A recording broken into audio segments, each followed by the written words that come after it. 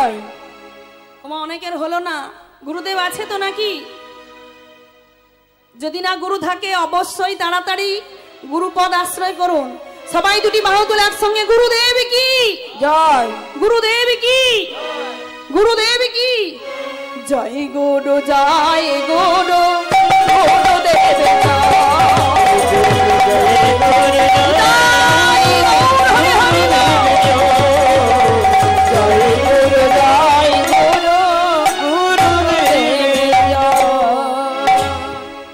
কুঞ্জের সম্মুখে দাঁড়িয়ে ছোট্ট দুঃখী চিৎকার করে বলে উঠলেন গুরুদেব কি জয়, গুরুদেব কি জয়, গুরুদেব কি জয়।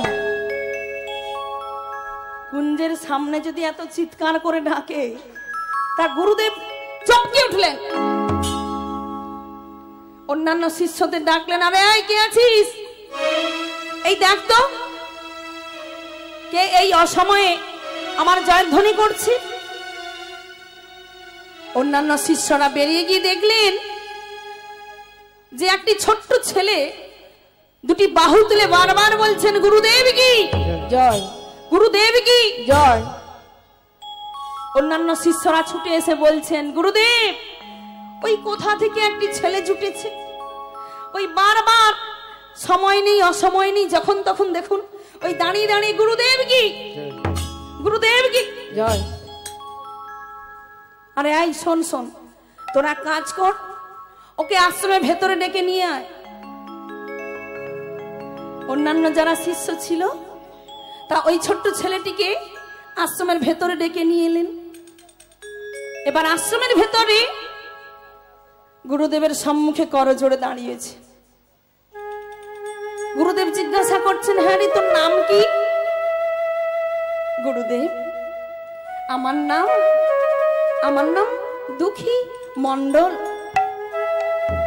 বাহ, তা তুই এখানে এলি কেন?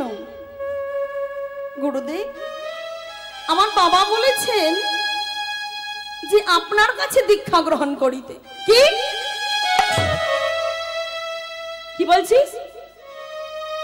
গুরুদেব আমার বাবা বলেছেন আপনার কাছে দীক্ষা গ্রহণ করি। কি দীক্ষা চাইলেই কি দীক্ষা দিয়ে দেবো? কে আছিস ওকে ঘাড় ধাক্কা দিয়ে আশ্রমের বাইরে বের করে দে। কোথা থেকে এসেছি দীক্ষা চাইলেই যেন আমি দীক্ষা দিয়ে দেব। অন্যান্য শিষ্যরা ঘাড় ধাক্কা দিয়ে আশ্রমের বাইরে বের করে আশ্রমের দ্বার বন্ধ করে দিল। দেখতে দেখতে দুপুর, দুপুরের পর বিকেল, বিকেলের পর রাত্রি, রাত্রির পর ভোর। আর প্রতিদিন গুরুদেব ভোরবেলায় গঙ্গার স্নানে যেতেন, প্রতিদিন গঙ্গার স্নানে যেতেন। আজও তেমনি ভোরবেলাতে উঠি ওই আশ্রমের বহির্দ্বারটি যখনই খুলেছেন চমকে উঠলেন। কে যেন অন্ধকারে শুয়ে আছে। আরে কে তুই? ছোট্ট দুঃখী করজোড়ে বলে গুরুদেব আমি। একই তুই কাল থেকে এখনো তুই পড়ে আছিস? তোকে তো আমি কালকে বলেছি এখান ছেড়ে চলে যেতে। গুরুদেব আপনি তো আপনার শিষ্যদের বললেন আশ্রমের বাইরে বের করে দিতে, আপনার শিষ্যরা আমাকে আশ্রমের বাইরে বের করে দিয়েছে। আমি আপনার আশ্রমের বাইরেই পড়ে আছি। আপনি তো বলেননি যে বর্ধমান জেলার বাইরে। কি এইটুকু ছেলের তো জ্ঞান আছে, মনে মনে ভাবছেন এইটুকু ছেলের বুদ্ধি আছে। তা বেশ তুই দীক্ষা নিবি তো? হ্যাঁ গুরুদেব। তবে শোন, আমি যা যা বলবো তুই পারবি? মনে মনে ভাবছে না গুরুদেব, আমার তো উপায় কিছু নেই, আমায় পারতেই হবে। হ্যাঁ গুরুদেব, আপনি যা যা বলবেন আমি তাহাই তাহাই করব। পারবি? সত্য করে বল, পারবি? হ্যাঁ গুরুদেব। শোন, তাই কে আছিস? ওই মন্দিরের ভেতর থেকে একটি বড় মাটির ভাণ্ড এনে দে। অন্যান্য শিষ্যরা একটি মাটির ভাণ্ড এনে দিল। এই নে ধর। ছোট্ট দুঃখী এবার ধরেছে। কি করব গুরুদেব? শোন, আজ থেকে প্রতিদিন তুই গঙ্গাতে যাবি, আর গঙ্গা থেকে ওই কলসিতে করে প্রতিদিন জল নয়ে মস্তকে করে এনে এই যে আমার মন্দির আছে এই মন্দিরটা মার্জনা করবি, আর প্রতিদিন ওই তুলসী তলায় জল দিবি। পারবি? হ্যাঁ গুরুদেব। দেখ, যদি না পারিস ঘরের ছেলে ঘরে ফিরে চলে যা। তবে একটা কথা, যেদিনই জল আনা বন্ধ করবি সেদিন কিন্তু আশ্রমের বাইরে নয়, একেবারে বর্ধমান জেলার বাইরে পাঠিয়ে দেব। গুরুদেব, আমি নিশ্চয়ই পারবো গুরুদেব। আপনি একটিবার আমার মস্তকে হাত দিয়ে কৃপা করুন। আপনার কৃপার ফলে আমি নিশ্চয়ই পারবই পারবো।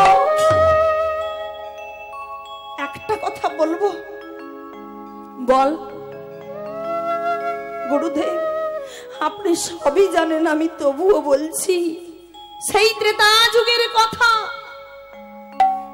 যেদিন লক্ষণের শক্তি সেল হয়েছিল, যেদিন লক্ষণের শক্তি সেল হয়েছিল, লক্ষণ ছটপট ছটপট করছিল, লক্ষণকে বাঁচানো যাবে না। রামচন্দ্র হনুমানকে ডেকে বলেছিল, হনুমান যাও গন্ধর মাধব পর্বতে যাও। ওই গন্ধর মাধব পর্বতে গিয়ে বিশল্য করণী নিয়ে এসো, নইলে লক্ষণকে বাঁচানো যাবে না। লক্ষণ ছটপট ছটপট করছে। হনুমান না জেনে শুনে ছুটতে ছুটতে চললেন গন্ধর মাধব পর্বতে। সারা পর্বত ঘুরছে, কিন্তু কোনটা বিশল্য করণী সেটাই চিনত না। কি করবে? সারা গন্ধর মাধব পর্বত ঘুরছে, কোনটা বিশল্য করণী, কোনটা বিশল্য করণী। ওদিকে লক্ষণে ছটপট ছটপট করছে, লক্ষণকে বাঁচানো যাবে না। আমি এখন কি করব? আমার তো কোনো উপায় নেই। চিৎকার করে বলে উঠলেন, জয় রাম জয় রাম জয় রাম জয় রাম জয় রাম জয় রাম। বলিতে বলিতে গোটা পর্বত হাতে করে তুলে ওই রামচন্দ্রের সম্মুখে এনেছিল। বলুন তো বাবা, সেদিন যে হনুমান ওই হস্তে করে গন্ধর মাধব পর্বতকে এনেছিল, সেটা কি তার শক্তির জোরে? কি বাবা, শক্তির জোরে? সেটা কিসের জোরে? সেটা হলো রাম নামে ভক্তির জোরে। গুরুদেব, আপনার চরণে যদি আমার ভক্তি থাকে, আপনি দয়া করে কৃপা করুন। আমি আপনার কৃপার ফলে আমি নিশ্চয়ই এই কলসিতে করে আমি জল আনতে পারবই পারবো। বাহ, এইটুকু ছেলের অনেক শাস্ত্র দখল হয়েছে দেখছি। দেখা যাক কতদিন টিকতে পারে। তবে শোন, আজ থেকে প্রতিদিন গঙ্গাতে যাবি, আর মস্তকে ওই কলসিতে করে জল এনে মন্দির মার্জনা করবি, আর তুলসী তলায় জল দেবে। প্রতিদিন কলসিতে করে জল আনে, প্রতিদিন গঙ্গায় যায়, প্রতিদিন মাথায় করে জল আনে, আর প্রতিদিন জল আনিতে আনিতে মাথার মধ্যে ফোসকা পড়তে থাকে। একটু একটু করে ফোসকা পড়ে, একটু একটু করে ফসকা পড়ে, একটু একটু করে ঘা বাড়ে, ঘা বাড়ে। প্রতিদিন জল আনিতে যায়, প্রতিদিন জল আনিতে আনিতে ওই কলসির ঘষা লাগতে লাগতে একটু একটু করে ফোসকা পড়তে থাকে। জ্বলানা তো আর বন্ধ হচ্ছে না। জল আনতে আনতে ওই ফোসকা ঘাগুলি মস্তকের মধ্যে মাথার উপরে একটু একটু করে বড় হচ্ছে। আস্তে আস্তে সারা মাথা ঘা বুঝে ভরে গেছে, বুঝতে পারে না। আজ তেমনি কলসে নই যখনই গঙ্গার জল নি, যখনই মস্তকে বসিয়েছি ওই ঘা পুচগুলি ফেটে গল গল করে পুজ রক্ত ঝরে পড়ছে।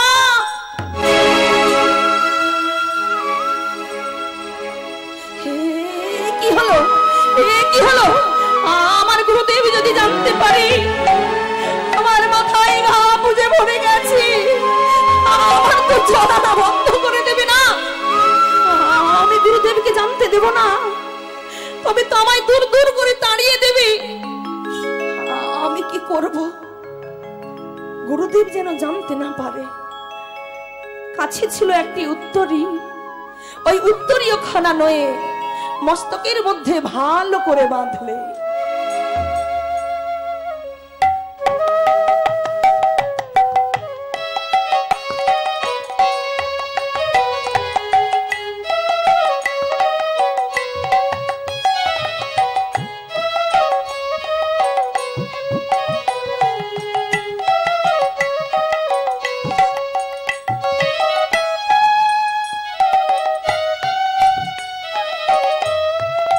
কাছে ছিল উত্তরী, ওই উত্তরীয় খানা নয়ে মস্তকের মধ্যে ভালো করে বাঁধলেন যেন ঘা পুজগুলো ঝরে ঝরে না পড়ে।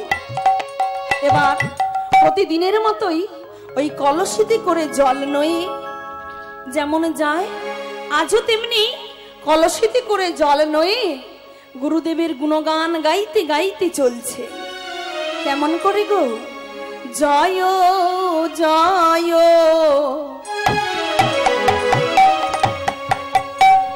শ্রী গুরু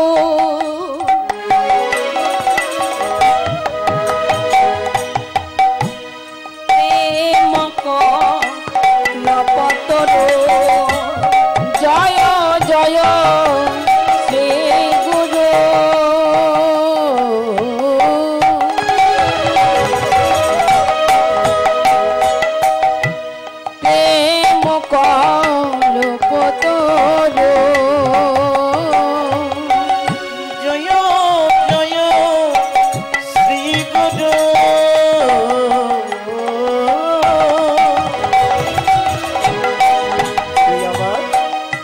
প্রেম কলপতর,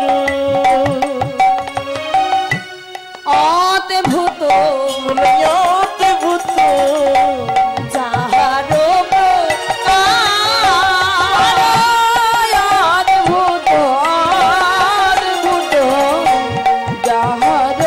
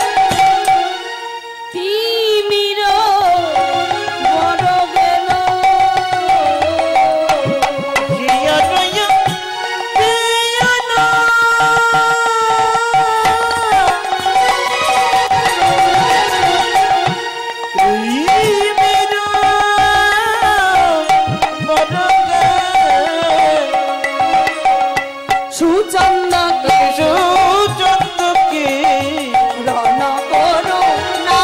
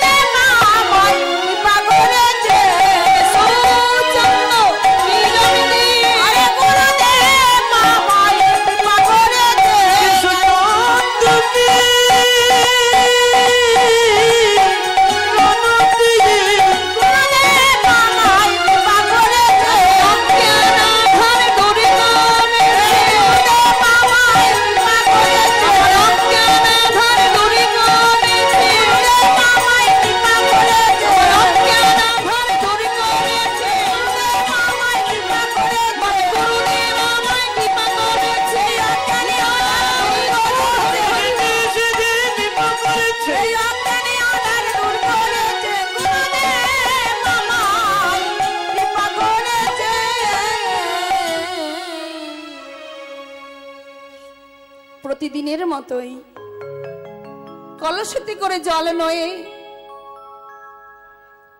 আস্তে আস্তে করে যখনই গুরুদেবের আশ্রমে পৌঁছালেন, দূর থেকে গুরুদেব দেখতে পেলেন, একই দুঃখী দুঃখী, এ তুমি কি করেছো? আমি প্রতিদিন তোমায় জল আনতে বলেছি, এটা সত্য, কিন্তু আমি কি তোমায় বলেছি যে তুমি মস্তকে পাকড়ি বেঁধে তুমি জল আনবে? তুমি জানো না ওই পাকড়ি বাঁধা জলে কোনোদিন গোবিন্দ সেবা হয় না। ঢেলে ফেলে দাও, সমস্ত জল ফেলে দাও। সঙ্গে সঙ্গে দুঃখী মস্তক থেকে কলসি নামিয়ে আস্তে আস্তে করে সমস্ত জল ঢেলে ফেলে দিল। দুঃখী সাউন্ড কমে গেছে, আমাদের কাজটা একটু রাখো। দুঃখী দুঃখী, আমি কি তোমায় বলেছি তোমায় পাকড়ি বেঁধে জল আনিতে? তুমি জানো না ওই পাকড়ি বাঁধা জলে কোনোদিন গোবিন্দ সেবা হয় না। গুরুদেব গুরুদেব, আমার ভুল হয়ে গেছে গুরুদেব, আর আমার কোনোদিন হবে না, আমার ভুল হয়ে গেছে, ক্ষমা করে দিন গুরুদেব। দুঃখী, আমি বারবার তোমায় বলছি তুমি মাথার পাকড়িটা আজই এখনই তুমি মাথার পাকড়িটা খুলে ফেলো। গুরুদেব, আমি বলছি আমার ভুল হয়ে গেছে, আমি কথা দিচ্ছি কাল থেকে আর হবে না, আর কোনোদিন হবে না। আমি বারবার বলছি মাথার পাকড়িটা খুলে ফেলো, খুলে ফেল এই মাথার পাকড়ি। গুরুদেব, আমার ভুল হয়ে গেছে, আমি কথা দিচ্ছি আমি কাল থেকে আর করব না গুরুদেব, আমার ভুল হয়ে গেছে। ওরে গুরুদ্রোহী দুরাচারী, আমি বারবার করে বলছি মাথার পাকড়িটা খুলে ফেল, খুলে ফেল। তবে রে দেখি গুরুদেব ছুটে গিয়ে জোর করে মাথার পাকড়ি খানি ধরে যখনই টানে দিল অমনি গল গল করে পুজ রক্ত ঝরে পড়ল। আমার দুঃখী, ওরে দুঃখী রে,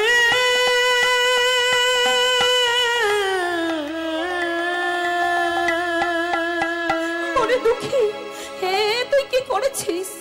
ওরে দুঃখী রে, তুই কি করেছিস? তোর সারা মাথা ঘা পুজে ভরে গেছে, দুঃখী, তোর সারা মাথা ঘা পুজে ভরে গেছে। আমি তো তোর গুরু। ওরে গুরু মানে কি? গুরু মানে তো পিতা মাতা। ওরে চল, ওরে চল, আমি বৈদ্যের কাছে নিয়ে যাব, তোকে আমি ওষুধ দেব, চল। না গুরুদেব, আমি চাই না গুরুদেব, আমি চাই না। এই সামান্য অনিত্য দেহে, এই অনিত্য দেহের জন্য আমি গোবিন্দ সেবা হতে বাদী হয়ে যাব। আপনি কৃপা করে যদিও আমার গোবিন্দ সেবার অধিকারী করলেন, আজ এই সামান্য ভাইয়ের জন্য আমি গোবিন্দ সেবা হতে বাদী হয়ে যাব না গুরুদেব, আমাদের বড় সর্বনাশ হয়ে যাবে। কি বললি? তোর সর্বনাশ?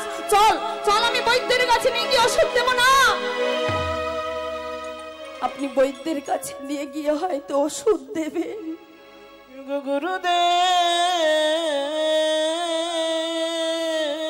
আপনি হয়তো ওষুধ দেবেন আর ওষুধ দিয়ে বলবেন যতদিন পর্যন্ত এই মাথার ঘাগুলো না সারবে ততদিন পর্যন্ত জ্বলানা বন্ধ করে দেবে। আর জ্বলানা যদি বন্ধ হয়ে যায় আমি তো গোবিন্দ সেবা হতে বাদী হয়ে যাব। লোকে বলে তুমি নাকি দয়াল গুরুদেব,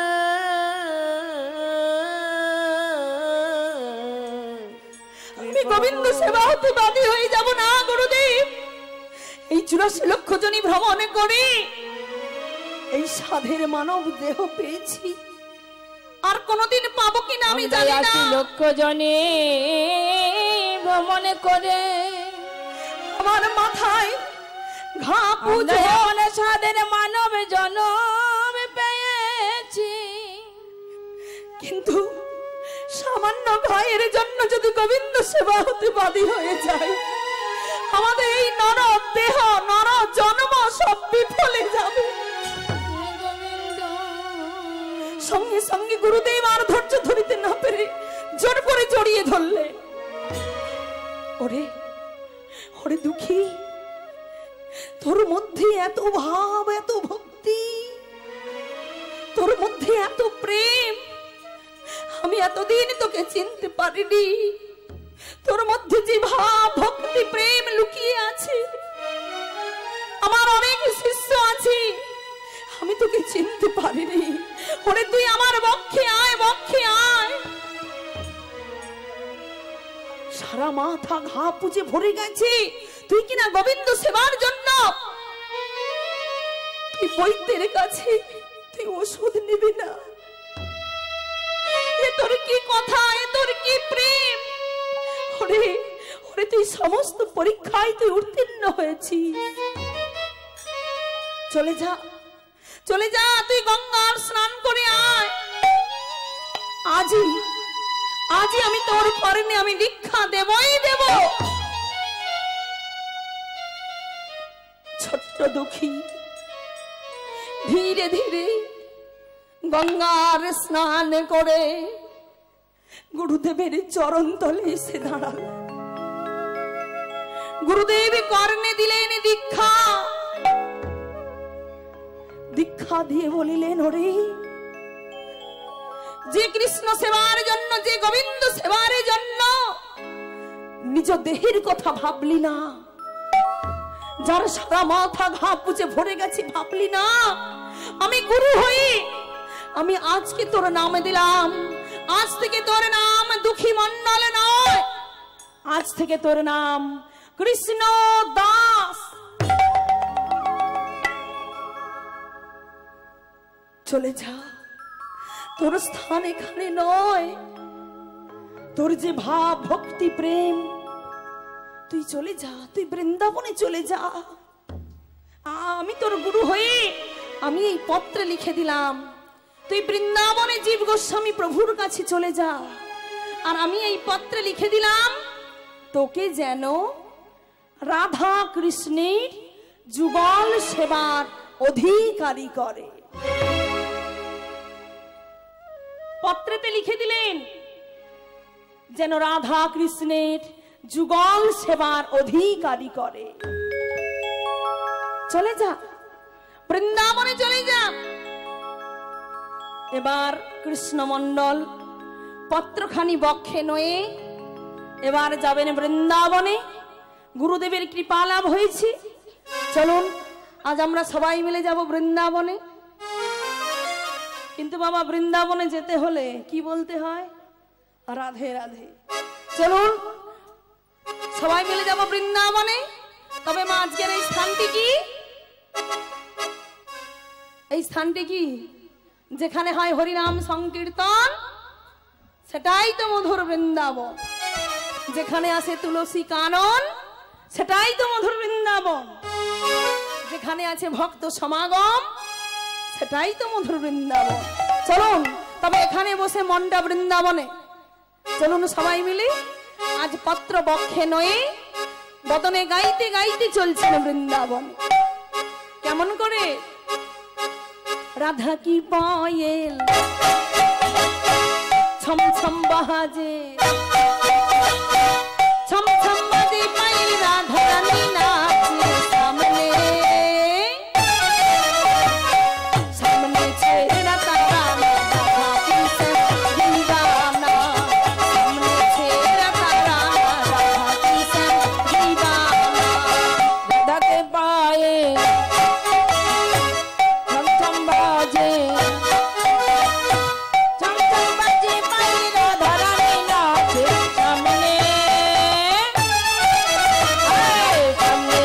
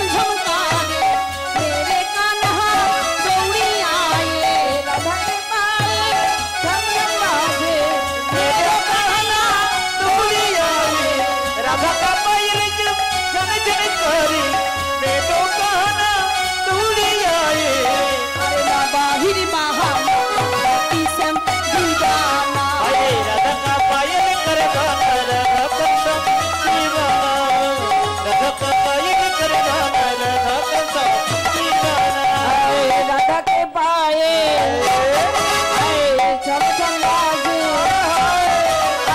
চমচম বাজে মাই রাধা রানী নাচে সামনে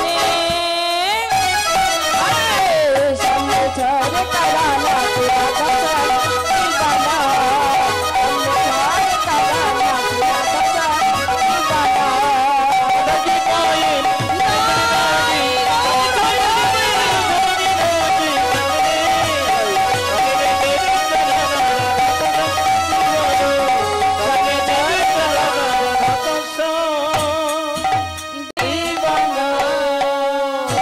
সবাই মিলে একসঙ্গে বলুন রাধা রানী কি জয়।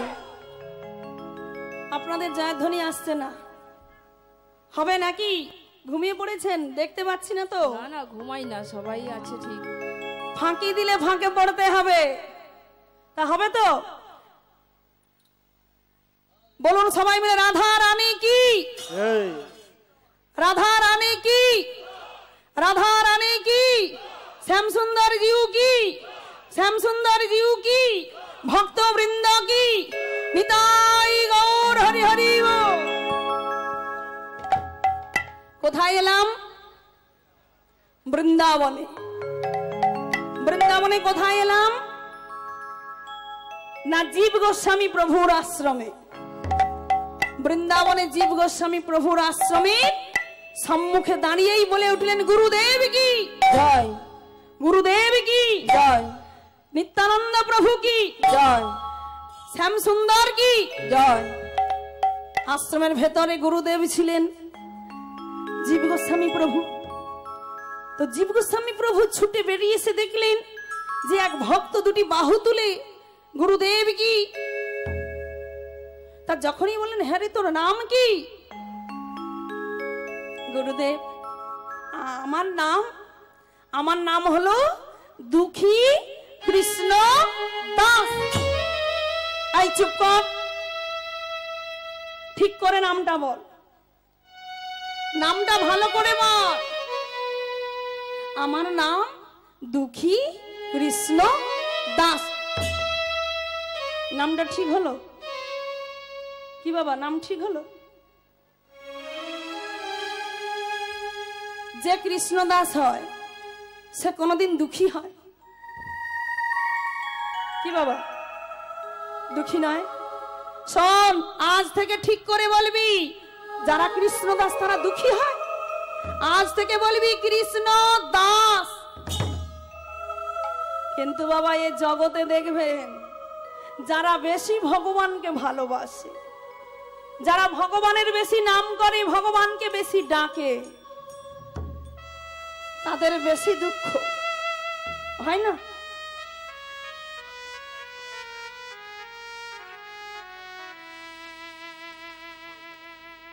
হরি বল, হরি বল, হরি বল।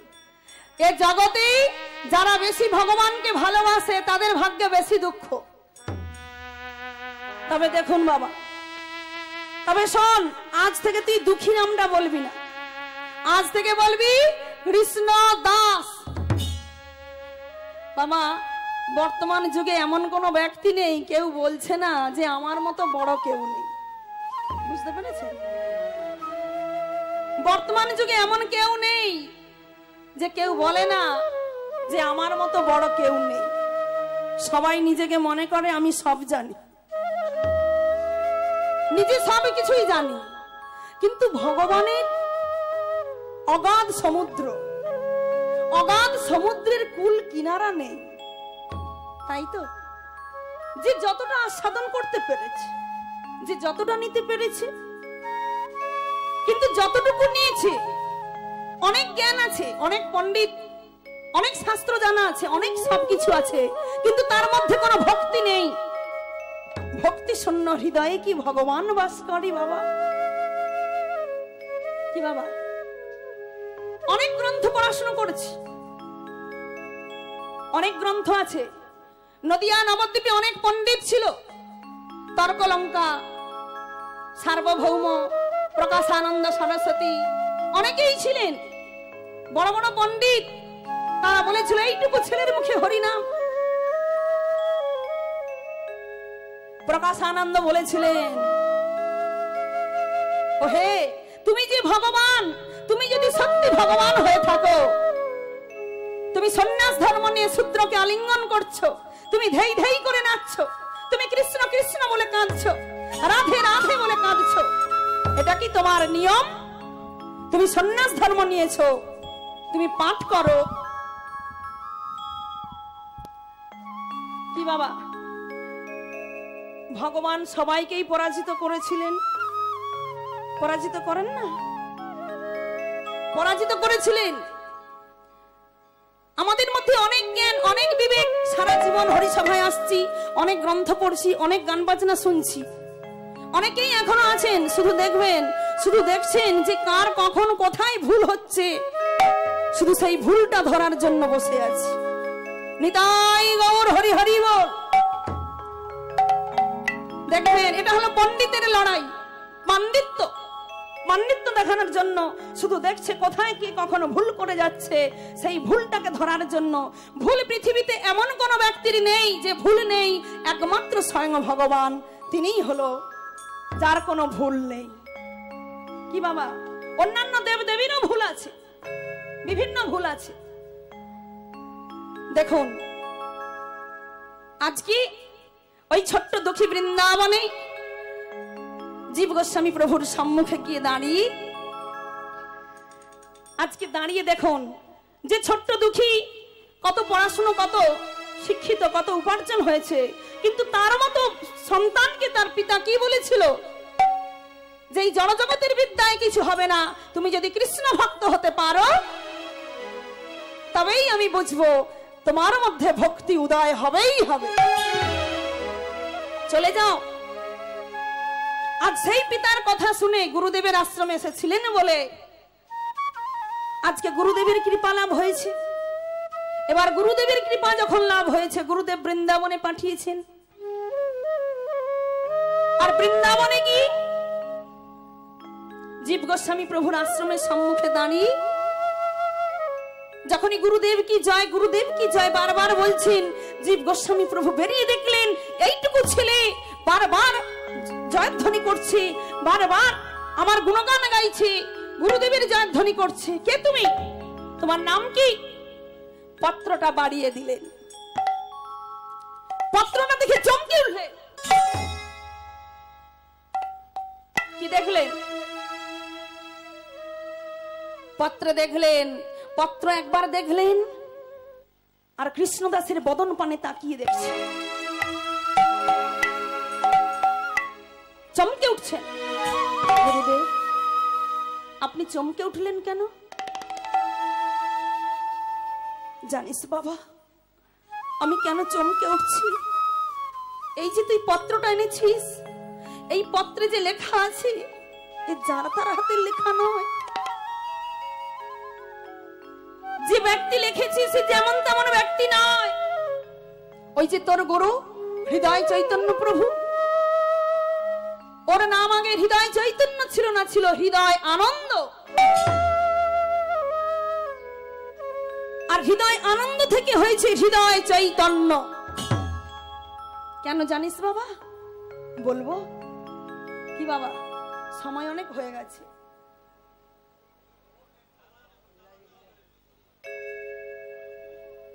হরি বল, হরি বল। জানিস তোর যে গুরুদেব যে ছিল, আগের নাম ছিল হৃদয় আনন্দ, তার নাম হৃদয় চৈতন্য কেন হলো জানিস?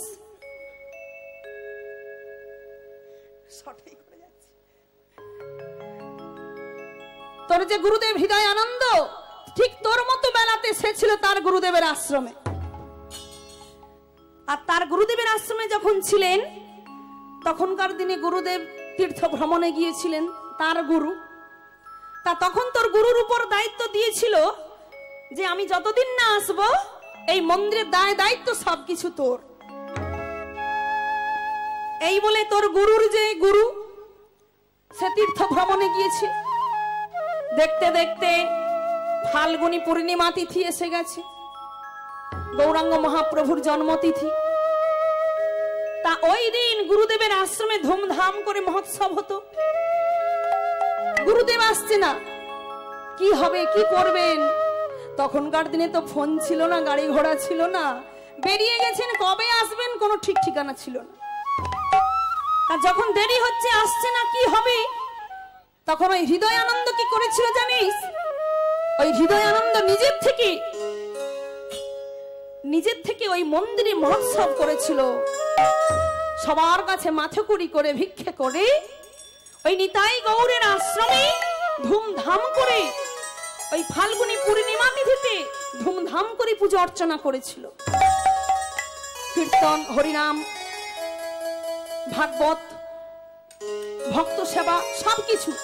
আর ঠিক সেই দিন তার গুরুদেব এসে পৌঁছে গেল। তার গুরুদেব দূর থেকে দেখে চমকে উঠলেন যে আমি নেই, অথচ আমার আশ্রমে, আমার মন্দিরে এত ধুমধাম করে কে করছে? যারা অন্যান্য শিষ্য, ওদের তো মনে হিংসা ছিল। তারা বলে উঠলেন, গুরুদেব আপনি জানেন না, ওই যে সেই আপনার সব থেকে প্রিয় শিষ্য, ওই যে নামটা হৃদয়, আপনি নেই, আপনার অনুমতি দরকার নেই, ওই আপনাকে না জানিয়ে এই এত বড় ধুমধাম করে পূজা অর্চনা করছে কি? গুরুদেব ক্রধান্বিত হয়ে উঠলেন, কি আমি নেই, অথচ আমার অনুমতির প্রয়োজন নেই? না বলে না করে নিজের থেকেই করে ফেললো। ছুটতে ছুটতে গিয়ে বলল, হৃদয়, হৃদয় কোথায় তুমি? ছুটে বেরিয়ে সে হৃদয় চরণে পড়ে গেল। গুরুদেব এসব কে করেছে? গুরুদেব আপনি নেই, মন্দিরের মহোৎসব কি বন্ধ হয়ে যাবে? আমি যেমন পেরেছি আমি করেছি। চুপ কর। ওরে গুরুদ্রোহিতরাচারী, গুরুদেবের অনুমতির প্রয়োজন নেই, গুরুদেব নেই, অথচ তুই এত বড় আমার অনুমতি না নিয়ে করে ফেললি। দূর হয়ে যা, দূর হয়ে যা, আজ থেকে আমার এই আশ্রম থেকে তুই দূর হয়ে যা। দূর দূর করে আশ্রম থেকে বেরিয়ে দিয়েছিল এই হৃদয় চৈতন্যকে। আমার গুরু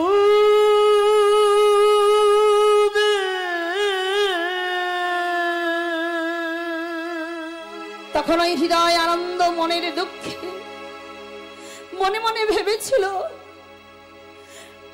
কৃষ্ণ যদি রুষ্ট হয়, গুরু করে পরিত্রাণ, গুরুদেব, আর গুরু যদি রুষ্ট হয়, ব্রহ্মা বিষ্ণু সেবক নাহিক পরিত্রাণ।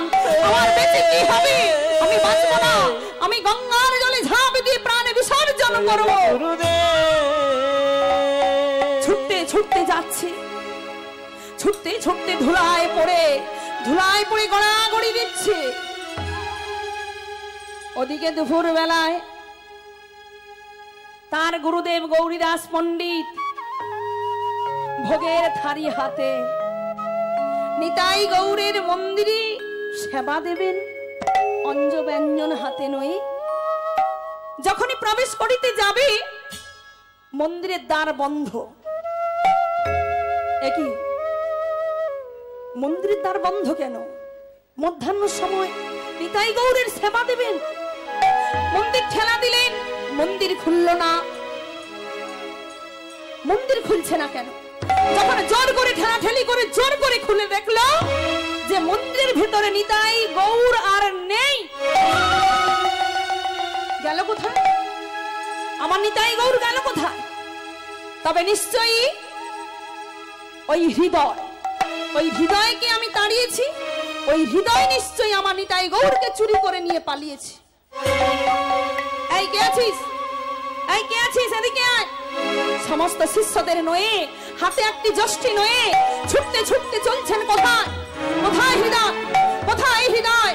বল বল, আমার নিতাই গৌর কোথায়? হাতে যষ্টি নয়ে ছুটতে ছুটতে গিয়ে দেখি হৃদয় নদী ধারে বালু মাটিতে পড়ে গড়াগড়ি যাচ্ছে।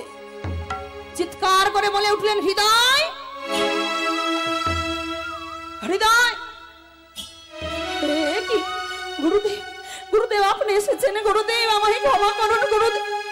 ওরে গুরুদ্রোহী, ওরে দুরাচারী, তুই আমার নিতাই গৌরকে চুরি করেছিস।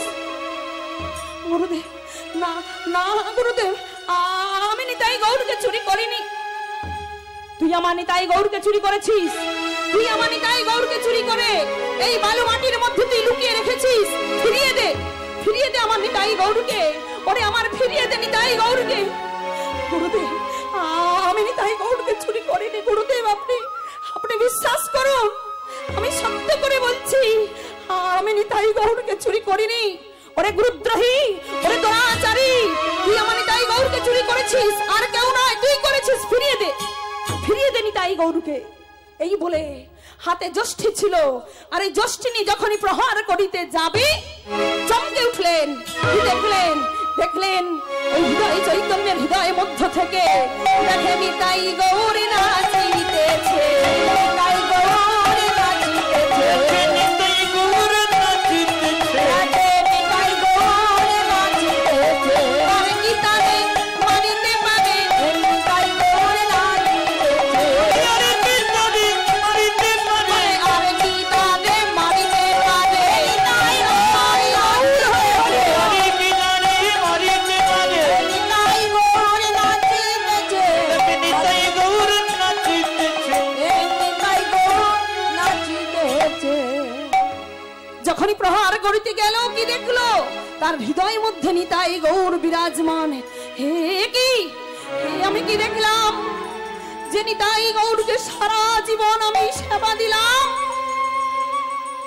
সে নিতাই গৌরকে আমি হৃদয়ে বাঁধতে পারলাম না।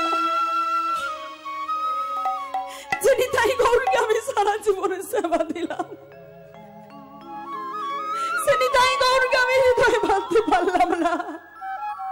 তুই আমার শিষ্য, তুই আমার শিষ্য, তুই আমার নিতাই গৌরকে হৃদয়ে ধরে রেখেছিস। ওরে ওরে, তুই আমার পক্ষে আয়, তুই আমার পক্ষে আয়। ওরে ওরে, আজ থেকে আমি তোর নাম দিলাম হৃদয় আনন্দ নয়। যে হৃদয়ের মধ্যে নিতাই চৈতন্যকে ধরে রেখেছিস, তোর মধ্যে যে চৈতন্য লাভ হয়েছে, আজ থেকে আমি তোর নাম দিলাম হৃদয় চৈতন্য। ওরে, এই হলো তোর সেই গুরু যার নাম হৃদয় চৈতন্য, তুই তার শিষ্য। ওরে কে আছিস, ওকে প্রভুর প্রসাদ এনে দে, বসতে দে, যেমন তেমন ভক্ত নয়। ওরে হৃদয় চৈতন্যের এক শিষ্য। পত্রে দেখতে পেলেন রাধা গোবিন্দের যুগল সেবার অধিকারী করো। পত্র দেখে বলছে, ওরে আমি তোকে রাধা গোবিন্দের যুগল অধিকারী করলাম। কি করলেন, আশ্রমের ভেতর থেকে একটি ঝাড়ু এনে দিয়ে বললেন, এই নে কৃষ্ণদাস, এই নে ঝাড়ু। আজ থেকে এই ঝাড়ুটি নিয়ে এই নিধুময় বৃন্দাবনে রাধা মাধবের মন্দিরে প্রতিদিন তুই ঝাড়ু সেবা দিবি। ঝাড়ুকে বক্ষে জড়িয়ে বলি, ঝাড়ু রে, ওরে ঝাড়ু, তুই যেমন রাধা কৃষ্ণের চরণ ধুলিতে তুই দিবানিশি স্নান করিস, ওরে ঝাড়ু, তুই আমায় আশীর্বাদ কর, আমি যেন তোর মতো রাধা কৃষ্ণের চরণ ধুলিতে আমি যেন দিবানিশি স্নান করিতে পারি। এবারে ঝাড়ুকে বক্ষে নিলেন, বক্ষে নিয়ে প্রতিদিন ভোরবেলায় প্রতিদিন ঝাড়ু সেবা দেয়, প্রতিদিন ঝাড়ু সেবা দেয়, আর প্রতিদিন গুনগুন গুনগুন করে গান করে। ঝাড়ু নিয়ে কেমন করে সেবা দিচ্ছে, জয় জয় রাধে শ্রী রাধে রাধে, জয় জয় রাধে শ্রী রাধে রাধে, জয় জয় রাধে শ্রী রাধে রাধে, জয় জয় রাধে শ্রী রাধে রাধে, জয় জয় রাধে শ্রী রাধে রাধে, জয় জয় রাধে শ্রী রাধে রাধে, জয় জয় রাধে শ্রী রাধে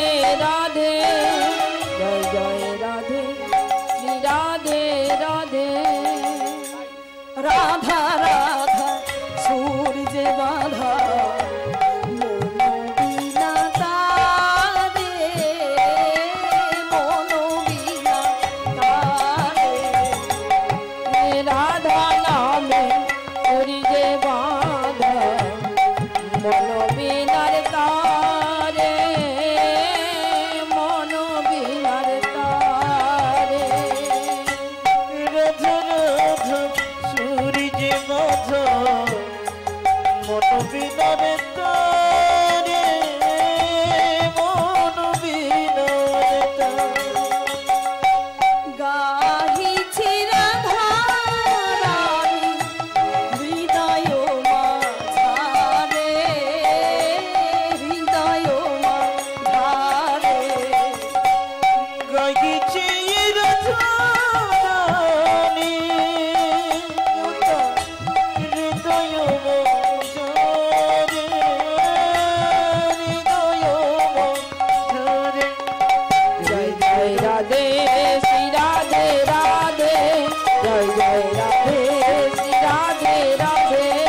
জয় জয় রাধে শ্রী রাধে তাই গৌর হরি হরি বল। শ্রী রাধে রাধে, জয় জয় রাধে রাধে শ্রী রাধে রাধে, জয় জয় রাধে শ্রী রাধে রাধে।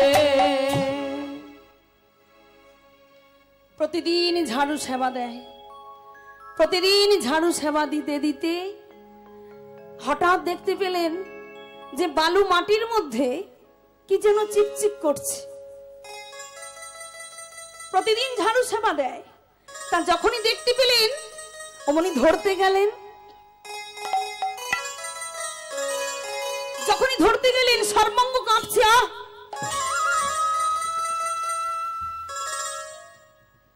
যখনই ধরতে যাচ্ছেন সর্বাঙ্গ কাঁপছে।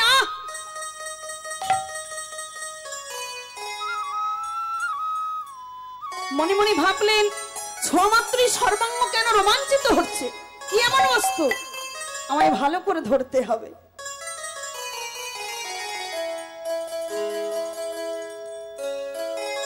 ভালো করে দেখলেন, কি দেখলেন? একটি হিরে মণি মাণিক্য দিয়ে গড়া সোনার নূপুর।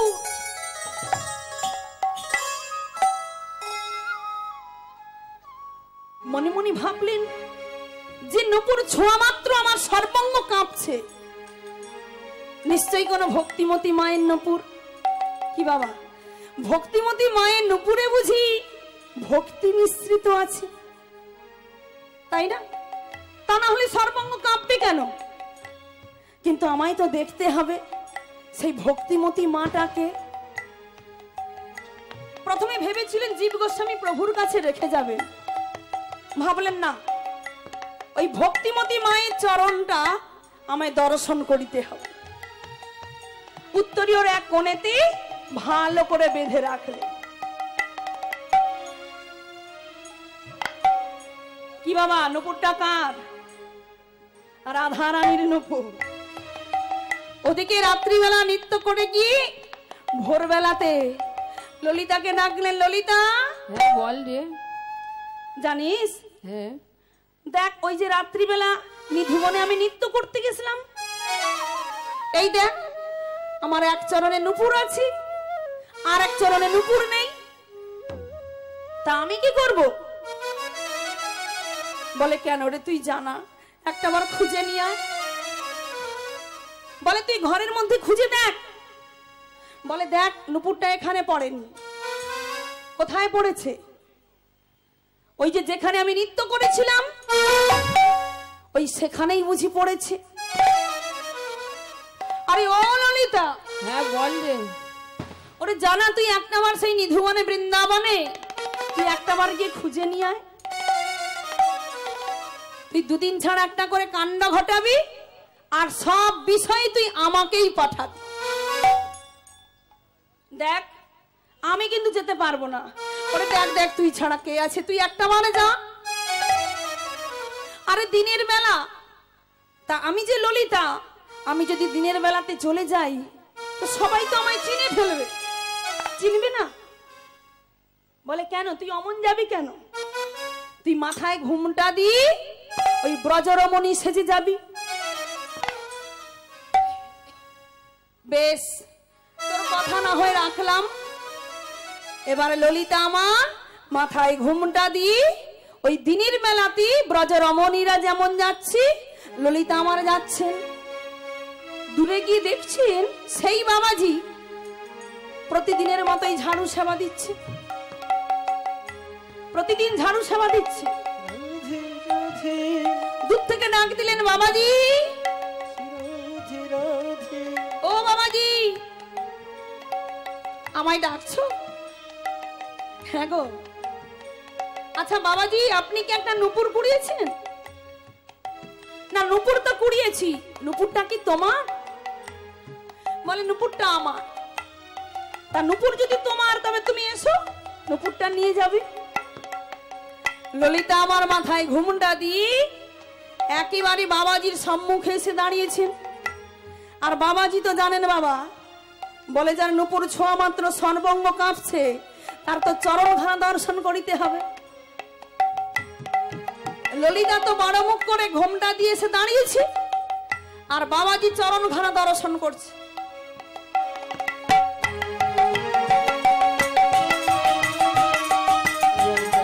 কি দেখলেন? যে দুইটি চরণে নুপুর আছে। বলে হ্যাঁ গো, নুপুরটা তোমার? ললিতা বলে হ্যাঁ। হ্যাঁ গো, তোমরা ব্রজরমণী হয়ে তোমাদের মিথ্যে কথা বলতে লজ্জা করে না কেন? না, তোমার যদি নুপুর হবে তবে তোমার তো দেখছি দুইটি চরণের নুপুর। সর্বনাশ! এ বাবাজি তো ভীষণ চালাক আছে। ও আচ্ছা আচ্ছা, না না না, ভুল হয়ে গেছে। নুপুরটা আমার নয়, নুপুরটা হচ্ছে আমার বান্ধবীর নুপুর। তা বেশ, তোমার যখন বান্ধবীর নুপুর, তবে এক কাজ করো, তোমার বান্ধবীকে নিয়ে এসো। যার নুপুর আমি তাকেই দিব। ললিতা তো আর নিতে পারলো না, ললিতা ফিরে চলে গেলেন। আর রাধারানী বলেন, আরে ও ললিতা, নুপুর পেয়েছিস? বলে পেয়েছি, আনতে পারি না। কেন রে? ওরে জানিস এক বাবাজি কুড়িয়েছে। সে বাবাজি বলছে যার নুপুর সে যদি যায় তাকে দেবে। দেখ তোর নুপুর, তুই চল। নুপুর যদি নিতে চাস তুই চল। রাধারানী বলে, ললিতা, এই দিনের বেলায় আমি রাধারানী হয়ে যদি দিনের বেলাতে যাই, তা বাবা কি হবে গো? দিনের বেলাতে হঠাৎ যদি সঙ্গে রাধারানী পৌঁছে যায় কি হবে? সবাই জড়িয়ে ধরবে। তা দিনের বেলায় আমি কি করে যাব? বলে কেন, তোকে কেউ চিনতে পারবে না, তুই আমার মতো। তুই মাথায় ঘোমটা দিয়ে বদনে চাপা দিয়ে নুপুর যদি নিতে চাস তুই চল, তুই আমার সঙ্গে চল।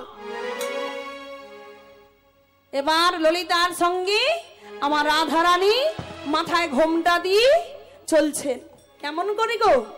আজ ললিতার সঙ্গে করি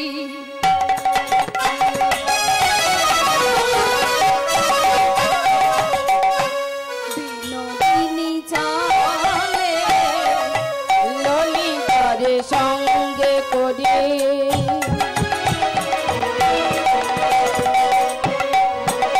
আমার বিনোদ সঙ্গে করি বিনোদিনী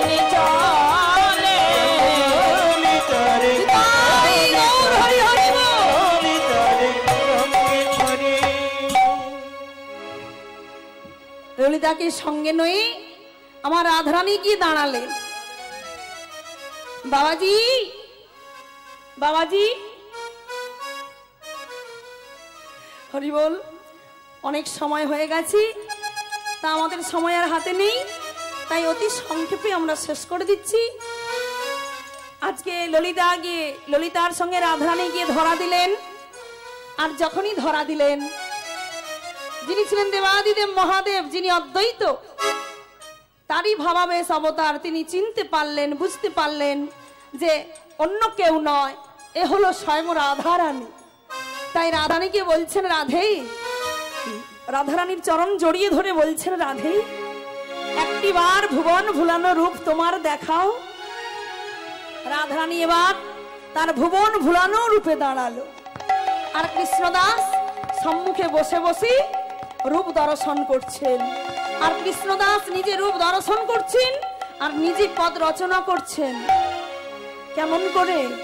কনক মুকুড়ো কনক মুকুড়ো কনক মুকুড়ো তাতি ওরাই কনক মুকুড়ো কনক মুকুড়ো কনক মুকুড়ো কাঁদি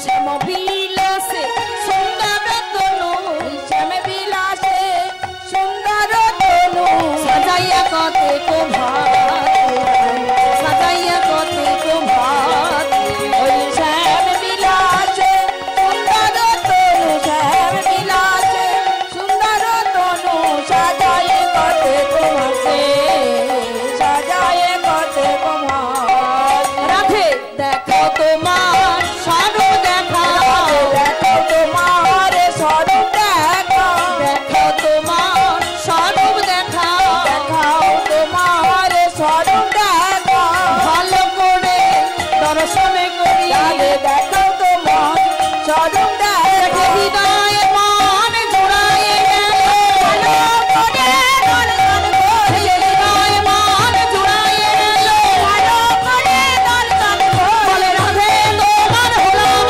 বলে তাই গৌর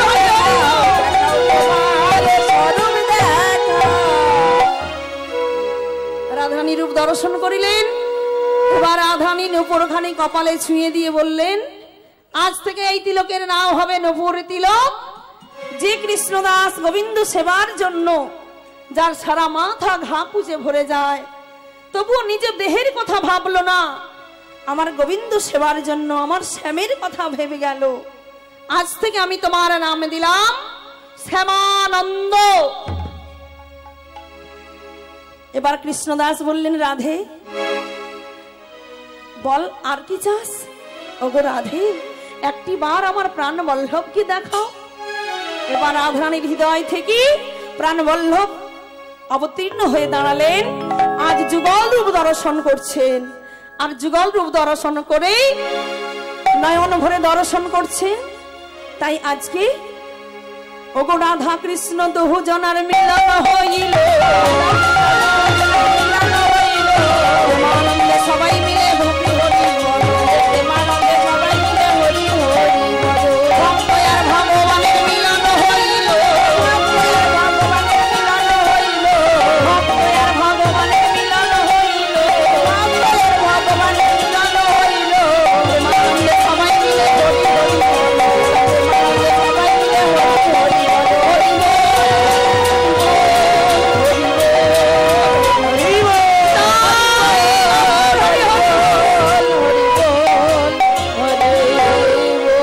जय राधे श्याम जय राधे श्याम।